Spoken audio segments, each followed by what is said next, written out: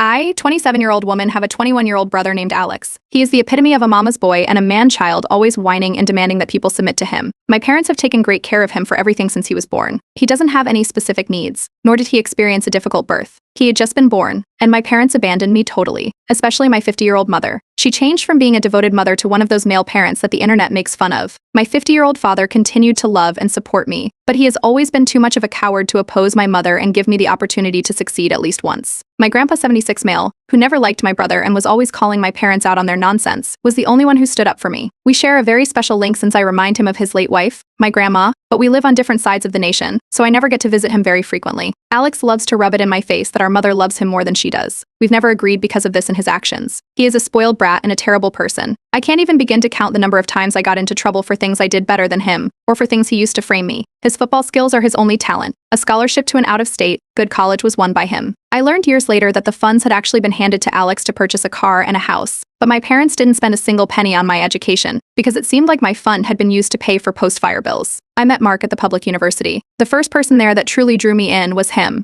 Of course, I made new friends who are now my closest companions, and I was able to move out of my parents' house because of them, as well as Mark, who was my best buddy for a long time, before we got together. These days, Mark and I are both highly respected in our industries and earn excellent wages. And now for the big problem. A year ago, Mark made me his proposal. We didn't share it on social media or anything since we're extremely private people, and when I informed my parents, they said it was great. We made the decision that we wanted to host a small, intimate ceremony and reception for our friends and family. My brother and dad were the ones who persuaded me to invite them, but they never replied. And whenever I went to visit, my mother would always talk over me and about my brother's accomplishments and bizarre adventures. She would also start talking about my wedding without my consent. I finally had enough and interrupted my mother to let her know that I was going to be organizing an event with a set date. She wanted them to be there, but she informed me that they couldn't since my brother was playing in the season's final game on that day. I wasn't surprised by their partiality, as they missed my ballet performances, high school and college graduations, and other events related to him. I wanted to be petty right now. I carefully left out the information that this was my wedding, assured both of my parents that missing the event wouldn't be a problem, and didn't press the issue further. Fast forward to a few weeks ago, when I tied the knot. It was flawless. There was my family, Mark's family, and our friends, and we had a great time. It was lovely, and my grandpa was thrilled to give me away. Several times, my family members questioned me about why my parents weren't present. I told them straight out that they couldn't make it because they had to go to my brother's game. I got a few funny looks from them, and my grandpa got really upset for a bit, but that was about it. Following the reception, Mark and I departed for our honeymoon, during which we didn't use a phone. But when we returned, we found that a shitstorm was waiting for us. I switched on my phone, but before I could even unlock it, a barrage of notifications appeared. My brother and mother sent most of the messages.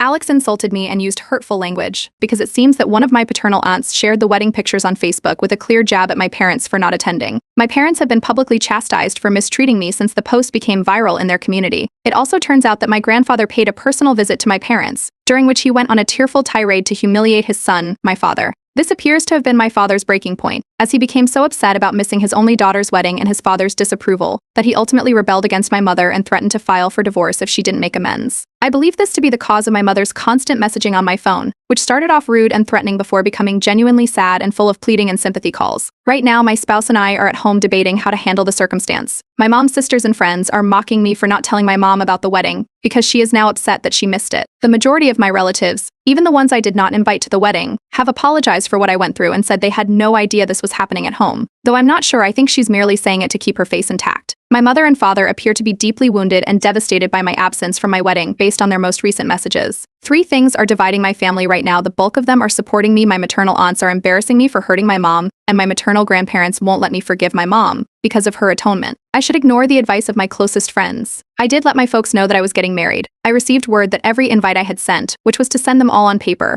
had been received by their intended recipients. My parents, Alex, a few very distant relatives, and some folks on Mark's side did not respond to my message. To double check, I did send messages to each of them, and those who hadn't responded told me they couldn't make it. I texted my brother and mom, but neither of them replied. I was instructed to read. I didn't bother pressing because I knew them and had a lot on my plate. I knew there was going to be my brother's game, so I didn't repeat the date of my wedding. Furthermore, each time I persisted in emphasizing my celebrations in order to receive a response, I was consistently advised to stop being a prick and to not be bothered. For some things, well, that was just more important than me. I believe it's appropriate for me to give up now. The effort is not worthwhile. My marriage was not kept a secret. I refrained from informing my parents about my wedding in the hopes that they would be at least mildly interested, but surprised they weren't. I did, however, speak candidly with my aunts and uncles about my wedding. A few occasions when I talked to my aunt about venues or dress stores. My mother was in the room with us other times, though. She was merely chatting with other people. She was never focused. She would grin and say, "That's great, dear," when I brought it up during reunions, and then she would move on to something else. Alex and Dad are silent on the radio. I stayed in touch with them because, well, I had experienced harassment every time I attempted to travel NC in the previous years. I made an attempt following my high school, college, and graduate degrees, but they never bothered to come because of my brother. My parents, my brother, my maternal aunts, and my maternal grandparents chastised me every time I dared to abandon my family. The pivotal moment, in my opinion, was when Mark wasn't at my side during all of those instances, and now that he is here, I feel more assured in my position. But first, I'd like some assurance. My father's side of the family lives on the opposite side of the nation. As I've already mentioned, I was unaware of how they regarded me. When I was 14, I did attempt to reveal my parents' behavior. They were reprimanded by my aunts, uncles, and grandfather. They pretended to apologize, but when I came home, I was harshly punished and manipulated into believing I had made it all up. Following that, I maintained regular contact with my paternal side, but I chose to keep my parents' abuse a secret out of fear, which, to be honest, still bothers me to this day. Grandpa was the only one who knew, and he was always afraid that if he attempted anything, I would turn against him. I don't come from the same city as my parents. My parents don't know my new address because my brother attempted to break into my apartment once to steal some cash, and my mother supported him by saying that siblings share stuff. I reside in a metropolis that is an hour's drive from their little town. I'll be sure not to tell them where I live now that I've relocated. My brother's parents didn't purchase him a house or a car before he even entered high school. When he turned 16, they got him a car, and when he started his first year of college, they purchased him a house close to campus. They lied to me and said they would use the money from my fund for my brother later, but they didn't spend it straight away, they kept it in storage. Relevant remarks. A user comments, "Do you think things would have turned out differently if people had known it was a wedding rather than just an event?"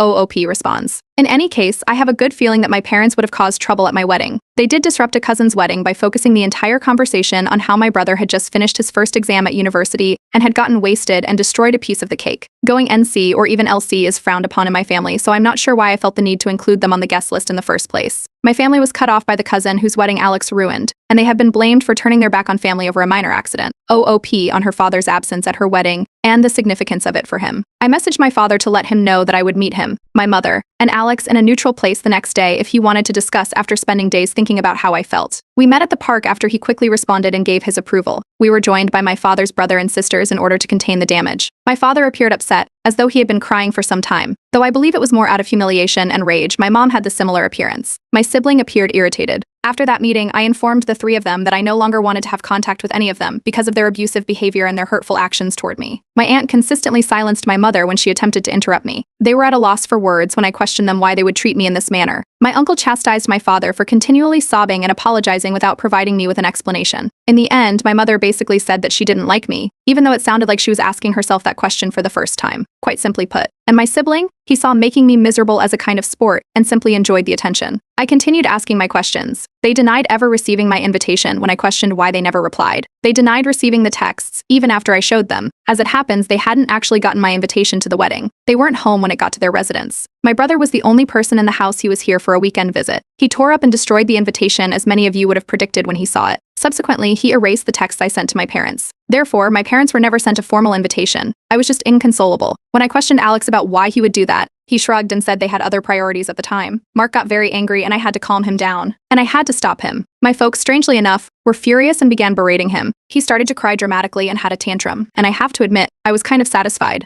However, my mother then asserted that all had been settled. There was no reason to worry about a miscommunication, and it was now my responsibility to clear their name. That infuriated me. So I cut her off and told her that they were not at all forgiven, and that their neglect was not erased simply because Alex threw away the invitation. Additionally, they ought to have inquired about it at that time, as it was still rather clear that I was getting married. Do you want to know how my mother answered? She remarked something like, "I heard you talking about your wedding, but I just thought you were trying to get my attention." By making up crazy scenarios, she firmly believed that neither Mark nor him would ever marry her. Do you think I'm telling the truth when I say I was going to ruin her face? Something else surfaced. As it happens, my brother had no football game to attend at all. My parents made up a lie to get out of my event by pointing up that my husband friends and I knew very little about football, and that I stopped asking about it after Alex made fun of me while he was in high school. I mistakenly took my parents' word and posted the OG post without checking to see whether there was a game, as my brother has private social media and Mark and I are blocked. However, no. Do you want to know where that guy child went and where they went? Alex had longed to visit Disneyland, so they did. My brother's 100th tantrum holiday was covered by them using the football narrative, and it seems like they did it more than once in the previous few months. I was simply so exhausted and overtaken by all of this knowledge at that moment. It really made my blood boil that I had been duped so thoroughly and that I was so stupid, and I lost it. I got up and told my dad he was a weak, depressed man who couldn't defend his children unless his wife agreed. I told my brother that he was a little prick, a worthless excuse for a guy who will never amount to anything, and who will always be treated like the helpless leech that he is. I told my mother that her actions had been very hurtful and that she hadn't considered how they impacted others. She wasn't even deserving of attention or criticism due to her insignificance, because she is so rotten that not even God could save her. I realized my words were harsh. Halfway through my tirade to my mother,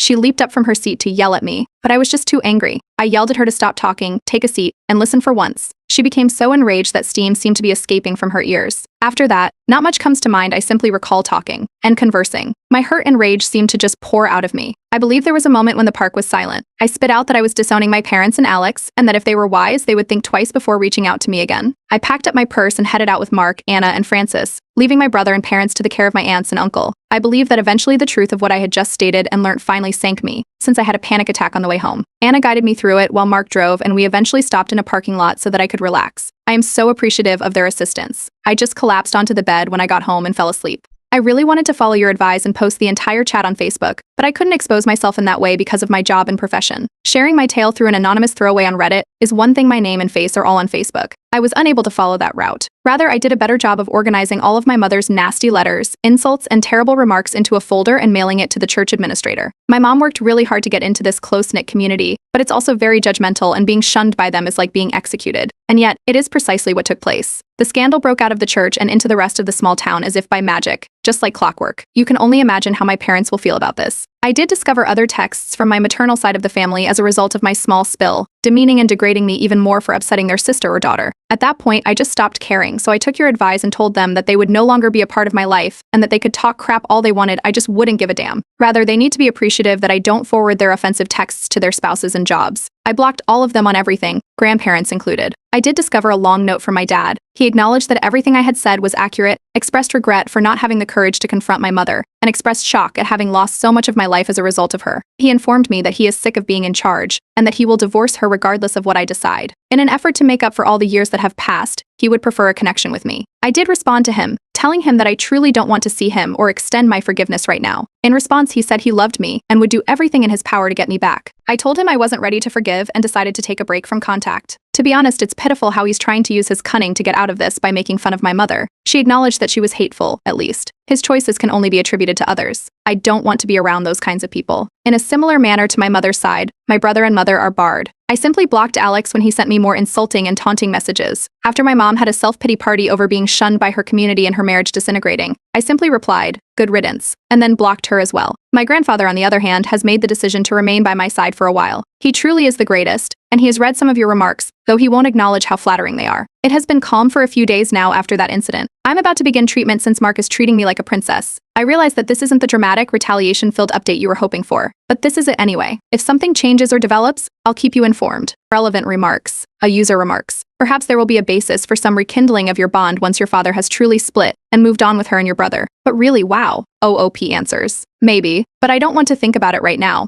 Although he's been a helpful father, he has never in his life stood up for me. Up until my mother made the decision that it was, in reality, conditional, his love was unconditional. And there were moments when it truly seemed like his affection was sporadic. I have no desire to stay and wait for the magic spell to wear off.